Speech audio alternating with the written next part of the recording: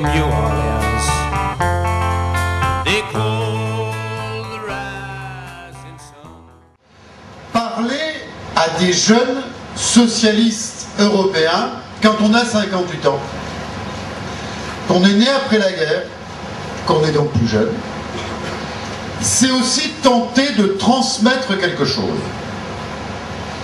D'essayer de vous dire que vous allez trouver, pour les années, pour les décennies qui viennent, une manière de faire vivre l'idéal européen.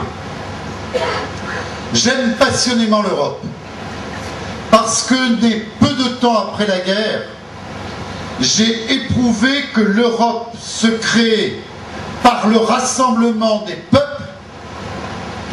pour mettre fin à la guerre, pour terrasser définitivement l'idéologie de l'exclusion de l'autre.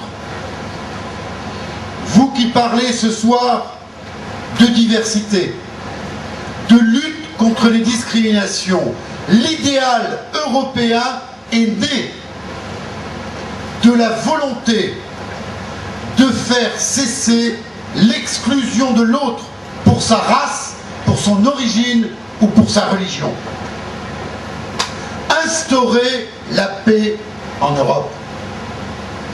Nous sommes européens et nous sommes socialistes.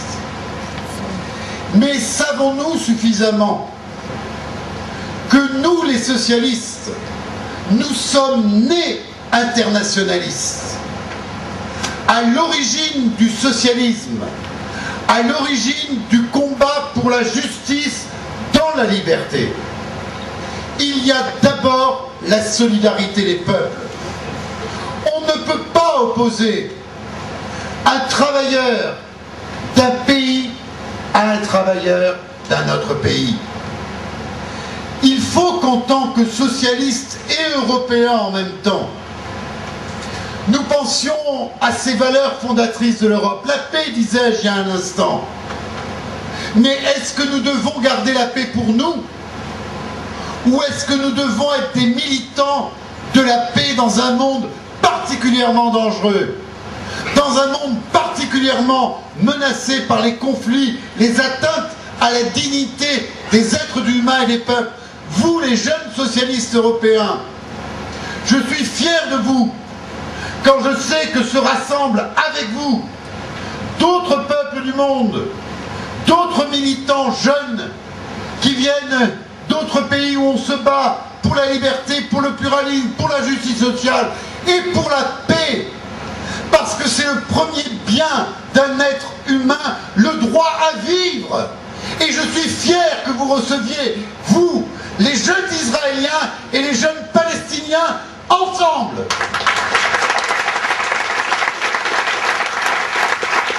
Ah, cette Europe que vous créerez, vous, cette Europe en panne, sera-t-elle une force de paix dans le monde? Et puis, l'Europe, elle s'est créée aussi pour la liberté et pour la démocratie. Elle s'est créée pour la liberté quelques 60 années plus tard. Nous voyons bien que nos démocraties baissent leur défense.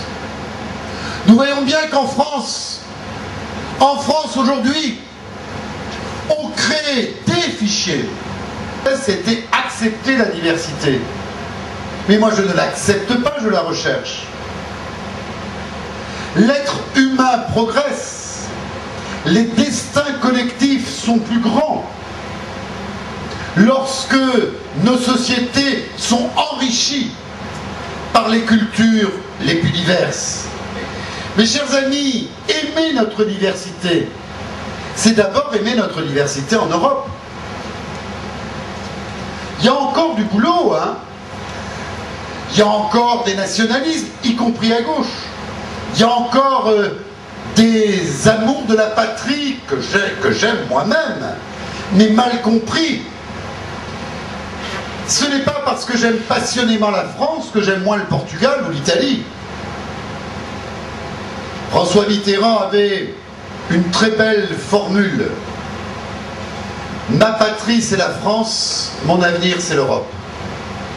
Et Jaurès disait, internationalisme, que beaucoup d'internationalisme rapprochait de la patrie et que le nationalisme, justement, éloignait les autres, mais éloignait aussi de sa propre patrie.